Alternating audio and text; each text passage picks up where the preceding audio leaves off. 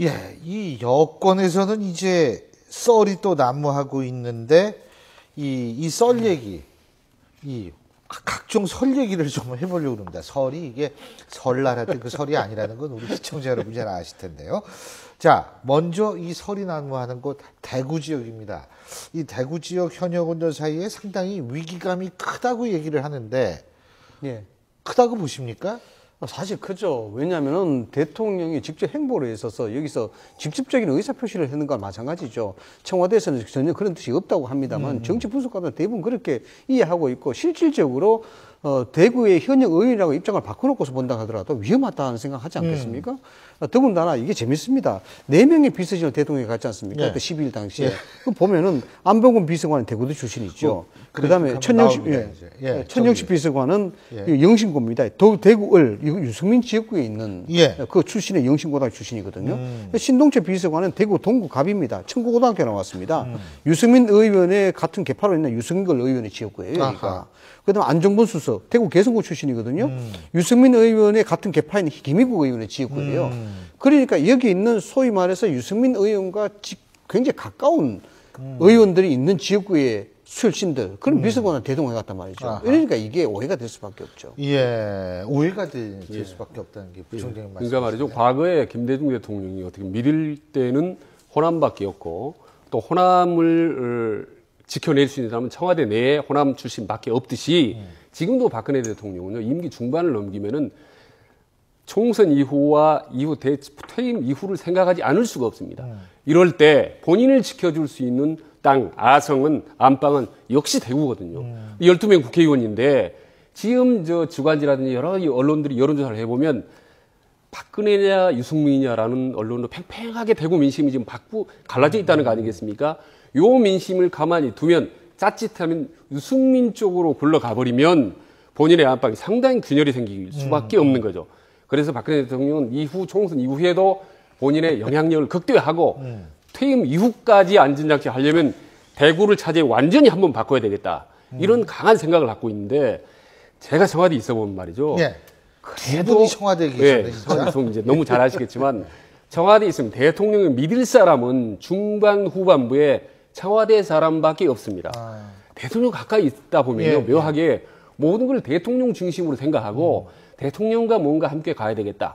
그리고 청와대 후반기에 있으면 이마에 일종의 딱 이제 낙인 지킵니다. 아무개 청와대 사람이기 때문에 죽으나 사나 그 대통령과 같이 가겠다는 동료의식이 생기거든요. 그러니까 대통령 입장에 제일 믿을 만한 게 청와대 사람인 거죠. 그래서 상당히 신중한 박근혜 대통령이 조금 전에 지적하듯이 누가 봐도 오해할 만한 사람들을 데리고 직접 대구까지 간 거 아니겠습니까? 지금 그 이후로 오늘 보니까요. 이 3일 사이에 모든 언론이나 인터넷 신문에 쫙 비슷한 기사가 나옵니다. 청와대 아무개. 지금 공식적으로 보낸 사람 6명입니다. 현직 지금 대변인까지 합하면. 이거는 단순히 설설이 아니라 과거 우리 경험상 많이 그걸 해보셨죠? 뭔가 실말로 작업이 들어가지 않았나. 청와대 측에. 그러니까 이런 그 말씀을 좀 거죠. 드리고 싶은데요. 뭐 이런 말씀 드리기가 좀 그렇긴 한데 저는 사실 좀 부러운 면도 없지 않아 있습니다. 뭐 우리 이명박 전 대통령이 이렇게 행보를 해주셨으면 얼마나 좋았을까 그런 생각이 드는데 사실 제가 청와대 있을 때는 전혀 이런 행보를 하지 않으셨어요. 오히려 그 출마하는 사람들은 청와대하고는 관계가 없다고 아예 브리핑까지 있을 정도였으니까 뭐 지금 그 최 원장님 이야기하는 거는 완전 극과 극의 어떤 상황이라고 하는데 좀 어떤 면에서 그래서 부럽다는 겁니다. 그래서 어찌됐든 대구 지역이 대통령이 국정을 운영하는데 상당한 동력이 되는 건 맞습니다. 왜냐하면 텃밭을 지켜야 되니까. 그건 정치공학적으로 맞아요. 그래서 이걸 하기 위해서는 이제 사실 필요한 작업들이 무사히 낙하산이 돼야 된다는 것이죠. 그렇지 않겠습니까? 지금 유승민 체제가 유승민 의원의 또 지지도가 좀 올라가고 있는 그런 또 추세를 보이고 있으니까 만약에 여기서 예를 들어서 오픈 프라이머리를 하게 되면은 상당히 좀 힘들어질 수도 있는 부분이 있죠. 없지 않아. 그래서 잘 내려가려고 그러면은 전략 공천을 할 수밖에 없는 그런 상황이 되는 것이죠. 예. 일단 제가 봤을 때는 결국은 대구 쪽은 새누리당이 나가면 될 확률이 사실 상당히 높습니다. 대구 쪽이시죠? 저도 뭐 그 근처이기 때문에 저도 뭐.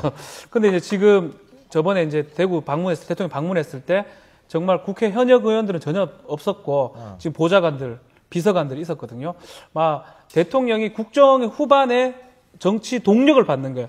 총선을 통해서 내 사람들이 뽑혀 나오는 그런 것들을 봤을 때 저는 지금 어떤 현역 의원들이 지금 현역 의원들 입장에서는 충분히 위기감을 느낄 수 있다. 우리 다 바뀌고 저 비서관들이 자리를 차지하면 어떡할까. 또 대통령이 지금이라도 어떤 시그널 같이 주는 게 아닌가. 잘하지 못하면 이 네 사람 또 더 많이 6명, 7명 바꿔버리겠다. 이런 좀 신호라고 또 볼 수도 있을 것 같다는 생각이 듭니다. 근데 말이죠. 최근에 대구 민심 보면 확실히 과거하고는 달라요. 과거에는 불과 6개월 전만 해도 그래도 대통령이 아직 중반밖에 안 됐는데 힘을 밀어줘야 될 게 아니냐. 이런 게 이제 주류인데 요즘에 제가 이상하게 대구 경북 좀 강의를 다니다 보면 꼭 그걸 물어보거든요. 제가 한 40~50명들 그 CEO들한테 물어보면요. 의외로 절반 가까운 사람이 대통령이 좀 공개적으로 너무 유승민 대표를 너무 심하게 한 거 아니냐. 그리고 옛날하고는 다르다 이게 말이야. 이런 민심들이 의외로 있기 때문에 대통령이나 청와대 입장에서는 상당히 좀 처져하죠. 그래서 대통령이 직접 어떤 강한 사인을 주는 행보가 좀 가시화된 게 아니냐. 이를테면 청와대뿐만 아니라 얼마 전에 유승민, 그러니까 윤상현 정무특보가 상당히 좀 의미심장한 발언을 해서 파문을 일으켰지 않습니까?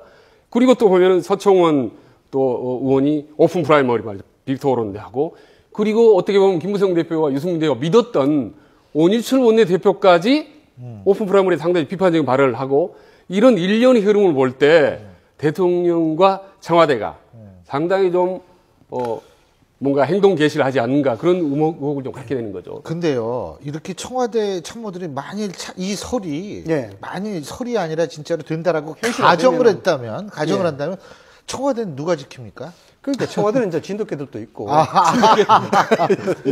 농담이고요. 이게 이런 게 있습니다. 뭐 교수님도 잘 아다시피 경제 쪽에서도 그런 얘기가 있고요. 모든 게 고무풍선 효과라는 게 있습니다. 한쪽 누르면 한쪽 튀어나오게 되어 있습니다. 정치도 마찬가지거든요. 이런 형태에서 이제 TK 의원들이 압박을 받기 시작하면은 튀어나오는 쪽에 있는 사람 입장에서는 원심력에서 이탈하지 않으려고 몸부림을 칩니다. 이게 뭐냐면 개판에 알력이 생기는 거예요. 공천을 두고 헤게모니가 생길 수밖에 없는 이유가 그거다 이거죠. 이 부분을 이하에 어떻게 조절해내느냐. 김무성 대표와 또는 그 친박 진영들이. 그래서 이게 매사 과유불급이라고 이 부분이 좀 더 심화되기 시작하면은 새누리당 쪽에서도 심각한 헤게모니가 생길 수 있습니다. 이 부분은 새정치하고 좀 다릅니다. 왜냐하면은 새정치는 야당이에요. 소위 말해서 파이가 없는 집단입니다. 그러나 새누리는 파이가 있는 집단이에요. 그래서 이 권력 게임이라는 것이 그 정도의 상상 이상으로 갈 수도 있다는 부분이 있어요. 근데 그래서 좀 심각하다는 거죠. 상당히 좀 청와대가 좀 염두에 둬야 될 게 말이죠. 청와대 출신들의 참모들이 임기 중반에 총선을 출마하면 분명히 대통령 입김이라는 후광 효과가 먹게 듭니다. 다만 한 지역에 너무 많이 출마할 경우는 오히려 거부감이 생길 수가 있는 거죠. 지금 대구에 말해서 4명이 거론되지 않습니까? 이건 너무 쏠림 현상이 있는 거죠. 물론 다른 지역도 인천이라든가 대전이라든가 몇 명이 거론되고 하지만 대구에 너무 청와대 출신이 많이 쏠릴 경우에 후광 효과 못지않게 반작용이 있다. 아니 대통령이라고 그래서 말이죠. 메리 보내면 뭐 다 되는 거 아니냐.